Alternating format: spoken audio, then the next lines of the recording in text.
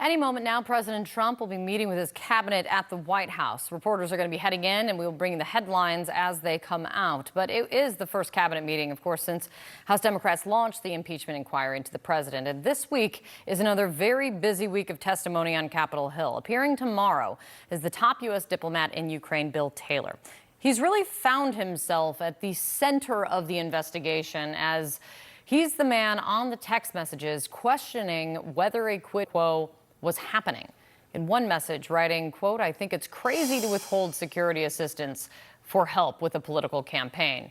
The other ambassador replying hours later. And in another, asking, "Are we now saying that security assistance and White House meeting are conditioned on investigations?"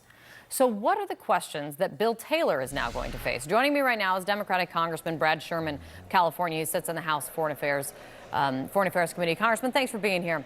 What do you want to ask Bill Taylor? Well, frankly, I won't be asking Bill Taylor anything. We leave it to the attorneys, the investigatory attorneys, to ask the question. And I think it's also important for your viewers not to think that all we're doing is focusing on impeachment. Our committee is having important hearings on Kashmir tomorrow, and then the next day we've got Mark Zuckerberg before the Financial Services Committee to discuss Zuckerberg's efforts to create a new currency and thus meet the needs of tax evaders, sanctions evaders, and drug dealers. So, Congressman, I don't think you want to. Do you want to leave the impression, though, that you're not involved at all, or you don't have any questions that you want answered from Bill Taylor? I mean, other members of Congress have sat in on these meetings. I have talked to them. They have asked questions. But what do you want to know from him? Let me phrase it that way. Let's put it like this. I have enough information.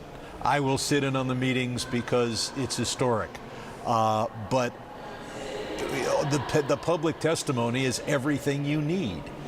You have the transcript. You have the Chief of Staff statements. It's obvious that the President of the United States was trying to force the Ukraine to help his political campaign.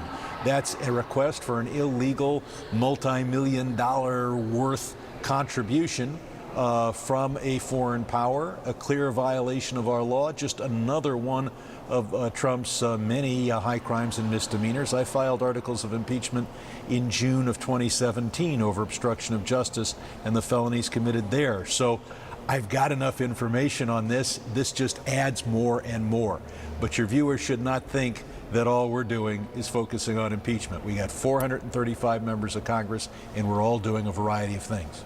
After the acting chief of staff, Mick Mulvaney, acknowledged a quid pro quo on Thursday during a press conference, he defended himself in a statement afterward, but also he defended himself this way yesterday. Listen to this. A couple different things. You again said just a few seconds ago that I said there was a quid pro quo. Never use that language, because there is not a quid pro quo. You were asked by Jonathan Karl, you described a quid pro quo, and you said that happens all the time. And reporters will use their language all the time. So my language never said quid pro quo. But let's get to the heart of the matter. Go back and look at that list of 3 things. What was I talking about? Things that it was legitimate for the president to do. Did Mick Mulvaney clear things up at all for you? Do you understand his positioning?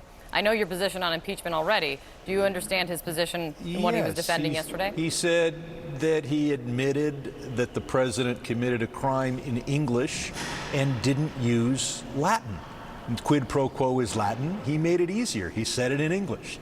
He said that we were holding back the money, and one of the things we were demanding is that the administration of the Ukraine investigate Joe Biden and his son.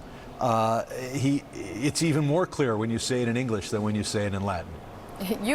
As you've mentioned, you've been calling for the president's impeachment for 2 years, since 2017. I do wonder then, what is your pitch then to Republicans that now is when you really mean it, and now is when they should really join you? Well, I think they're particularly concerned about our foreign policy toward the Ukraine and standing up to Russia. That being said, I think it's just one handful of Republicans who are seriously considering voting for impeachment. I think what will matter more than this or that testimony, because my God, we've got mountains and mountains of testimony, is what the reaction is.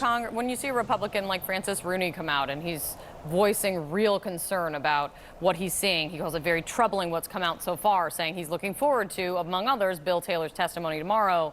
Does that give you, I don't know, hope? Very little. Mr. Rooney's not running for re-election. He was part of my handful, as is Senator Romney, and that still leaves 2 or 3 others to be named later just to be a handful. At this stage, unless there's a shift in Republican opinion, and there may be. So I would say that if you want to predict what my Republican colleagues are going to do, continue your efforts at polling, particularly Republicans, and you'll get the answer more quickly than I will talking to them on the floor. Congressman, thanks for coming in. Thank you. Still ahead for us, Elizabeth Warren.